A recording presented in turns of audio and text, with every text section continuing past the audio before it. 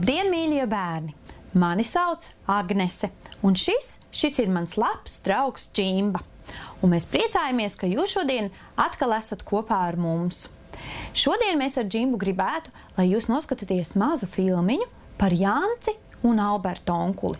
Un skatoties šo filmiņu, domājiet līdzi, vai Jancis šajā gadījumā rīkojas pareizi. Un kā šādā gadījumā rīkotos jūs? Skatamies!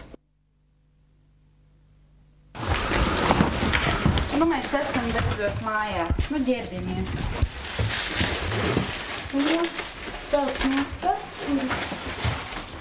Kā tev gāja šodien bērndārzā? Petrit man nedod savu jauno mašīnu. Kādu mašīnu? Savu jauno, ja? Jā. Bet tev taču pašam daudz mantas ir. Nu, nekas. Rītā paņemsi savu jauno mašīnu, labi? Jā. Nu, vēlkam. Tā. Parādi, kāda tev ir netīra mute, šmulis mazais. Kā tu esi nošmulējies? Es tev tieši šodien nopirku jaunas putiņas, varēsi iet vannā. Bija? Jā. Rekur, es tev tur nopirku. Zaķi skrien uz vannu.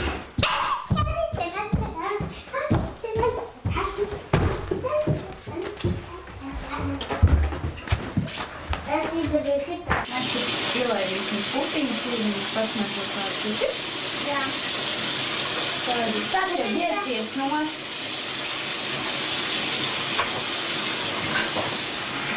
Man šķiet, ka mēs izdarīsim visu. Nu tā, lai būtu kārtīgi.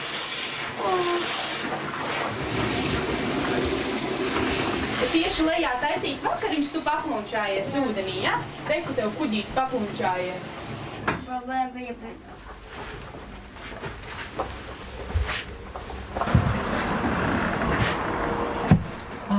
Domāju, ka viens nebūs mājās. Tomēr ir. Sveiks, Albert! Cik labi, ka esi ieradies. Man tieši vajadzīga palīdzība. Jancis jāpieskat, aizmirst nopirkt veikalā krējumu. Vai varēs pieskatīt viņu? Janci! Alberts atnāca pieskatīs tevi. Es aizskriešu uz veikalu. Jo, labi! Ģērbies tik nost.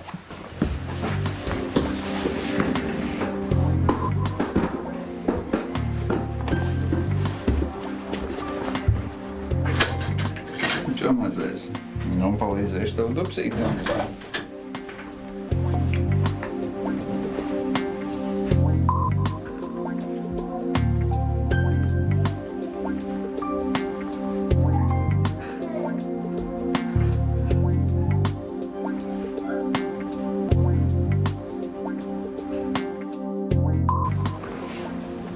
Sarunāju mammai, ka tu neteiksi, ka es tev esmu dubs mazgājis.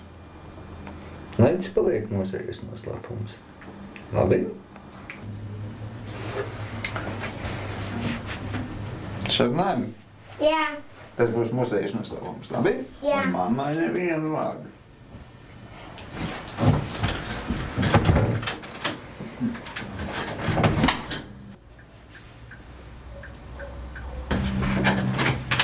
Nu, Jančki, viss kārtībā? Jā. Nu, ģērbjamies pamazītēm. Kā jums šķiet, bērni?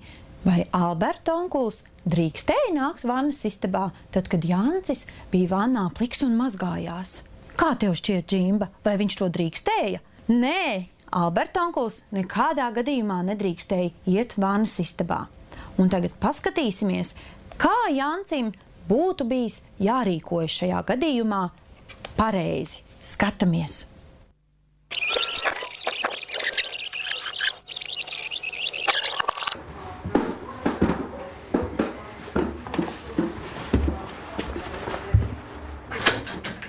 Čo mazais? Alberta onkuli nenāc iekšā, es esmu pliks.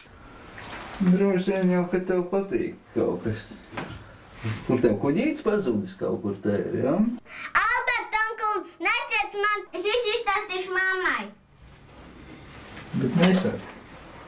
Sarunājam, ka kurš būs? Nē. Es visu izstāstīšu mammai, kad tu aitiki man dupsi.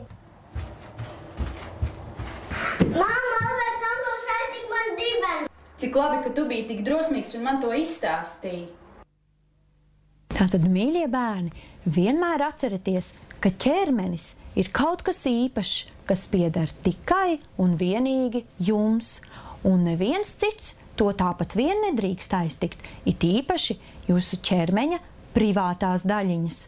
Un ja kāds pieaugušais vai bērns kādreiz to mēģina darīt, tad jums vienmēr vajadzētu teikt, nedari man tā, man tas nepatīk. Bet ja šis cilvēks turpina to darīt, tad jūs atkāpjaties, skrienat prom un nekādā gadījumā to neturat noslēpumā. Un vienmēr par to pastāstat kādam pieaugušam cilvēkam, kuram jūs uzticaties un ar kuru kopā jūs jūtaties droši. Kas būtu tie cilvēki, kuriem jūs par to varētu stāstīt? Mamma. Bet ja mammai nav laika dzirdēt, ko jūs stāstat, tad jūs nekādā gadījumā neapstājieties un ejiet tālāk pie tēta par to pastāstīt, un ja tētis nedzird, tad pie citiem pieaugušiem, un tad, ja neviens cits to nav dzirdējis, tad atnākot uz bērndārzu vai skolu, vienmēr par to pastāstat savai audzinātājai vai skolotājai, kuri jūs uzklausīs un mēģinās jums vienmēr palīdzēt. Vienmēr to atceraties un nekad tādas lietas neturat noslēpumā. Sarunāts? Labi. Atā! Līdz nākamai reizei!